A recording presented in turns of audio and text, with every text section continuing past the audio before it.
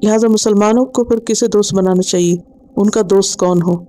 اللہ ولی الذین آمنوا. اس کے بعد انسانوں میں آپس میں اتحاد رکھنا چاہیے، ایک دوسرے کا مددگار بننا چاہیے، کیونکہ وہ تنہا ہیں، باقی سب ایک ہیں ان کی مخالفت میں، اور وہ کیا ہیں؟ اکیلے ہیں. لہٰذا انہیں آپس میں ایک دوسرے کا دوست ہونا چاہیے، اتفاق اور اتحاد سے رہنا چاہیے. والمؤمنون بعضهم اولیاء بعض. سورۃ التوبہ میں آتا والمؤمنون والمؤمنات بعضهم اولیاء بعض. مومن مرد اور عورتیں ایک دوسرے کے مددگار ہیں. لیکن آج عملاً حال کیا ہے؟ پریکٹیکلی صورتحال کیا ہے؟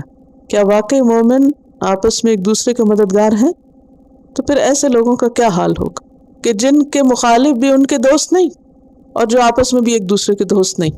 اور نتیجہ کیا ہے؟ وہی جو ہم دیکھ رہے ہیں اس وقت مسلمانوں کا جو زوال ہے، اس کی بنیادی وجہ یہی ہے. کہیں چند لوگ اکٹھے ہو کے کام کرنے لگے، اکٹھے نہیں رہ سکتے. چاہے وہ مسجد ہو، اللہ کا گھر ہو، کوئی مدرسہ ہو، کوئی اسلامک سینٹر ہو، کہیں ہو. آج مسلمانوں کا حال یہ کہ دو لوگ اکٹھے نہیں چل پاتے. مسجدوں کے اندر جہاں اللہ کا نام لیا جاتا ہے، وہاں ایک دوسرے کے دشمن اور ایک دوسرے کے لیے نفرت اور عداوت اور ضد اور حسد. کیا یہ اللہ کی رحمت سے دوری نہیں؟ اور اس کی بنیادی وجہ کیا ہے کہ دین کی روح کا علم نہیں. دین کا علم تو بہت ہو گیا، لیکن دین کی روح نہیں، اسپرٹ نہیں، مقصد نہیں، آخرت کے معاملے میں سنجیدہ نہیں، اور ہر ایک دوسرے کو بلیم کرتا رہتا ہے. یہ ایک عام رویہ ہے، بلیمنگ ایٹیٹیوڈ. ہر وقت دوسروں کی غلطیاں نکالنا، وہ گمراہ ہے، وہ غلط ہے، اس کا قصور ہے، اور اپنے آپ کو پاک صاف قرار دینا. تو ہمیشہ دیکھنا یہ چاہیے اگر دو لوگوں میں انبن ہو رہی ہے تو اس کی بنیادی وجہ کیا ہے؟ صرف دوسرے کا نہیں، میرا بھی کچھ قصور ہو سکتا ہے، لیکن اپنی طرف کم ہی لوگوں کی نظر جاتی ہے. اور یہاں یہ جو بات کی گئی نا، کذالک قال الذین لا یعلمون مثل قول، ایسی باتیں تو لا علم لوگ کرتے ہیں. پڑھ لکھ کر ایسے کام کرنا دراصل پڑھا لکھا ہونے کو بدنام کرنا ہے. اور اگر دین والے آپس میں لڑائیاں کریں تو یہ دین کو بدنام کرنا ہے.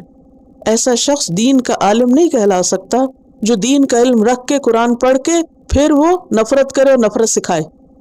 دین انسانوں کے درمیان آپس کی محبت پیدا کرتا ہے، اور حقیقی دین وہ ہوتا ہے کہ جس میں دل جڑے ہوئے ہوتے ہیں. دلوں کا پھٹے ہوئے ہونا تو عذاب کی قسم ہے، اللہ کی رحمت کی علامت نہیں ہوتی.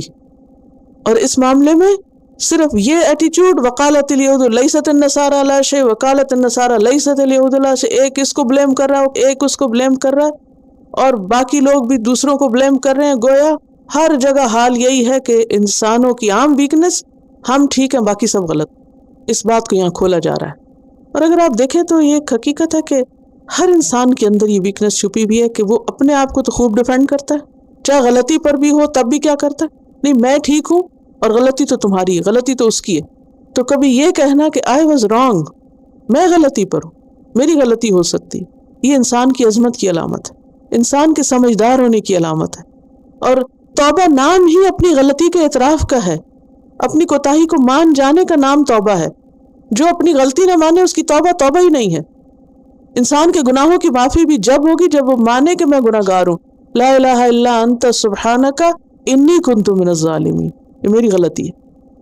اور اس آیت سے یہ بات ہی پتہ چلتی ہے کہ خاص طور پر دینی اختلافات کا فیصلہ اور دین کے نام پہ جو جھگڑے ہوتے ہیں، بعض اوقات دنیا میں ان کا کوئی حل نہیں ہوتا، وہ اللہ ہی فیصلہ کرے گا قیامت کے دن، کیونکہ اس معاملے میں لوگ بہت شدید ہوتے ہیں. اسی لیے آپ دیکھیں کہ جو فرقہ واریت ہوتی ہے نا، گروہ بندیوں کو لوگ شکار ہوتے ہیں، وہ دوسرے کی بات سننے کے بھی روادار نہیں ہوتے، بالکل اپنے دماغ کو بند کیا ہوا ہوتا ہے. اسی لیے عمومی طور پر جو ریلیجس طبقہ ہوتا ہے وہ نیرو مائنڈڈ ہوتا ہے، اوپن مائنڈ نہیں ہوتا، سنتے نہیں کسی کی بات، سمجھنا ہی نہیں چاہتے. وہ کہتے ہیں بس جو ہمارے پاس ہے اس کو نہ چھیڑنا، یہی حق ہے، یہی سچ ہے. بھئی سنو تو صحیح، جانو تو صحیح. وقالت اليهود ليست النصارى على شيء وقالت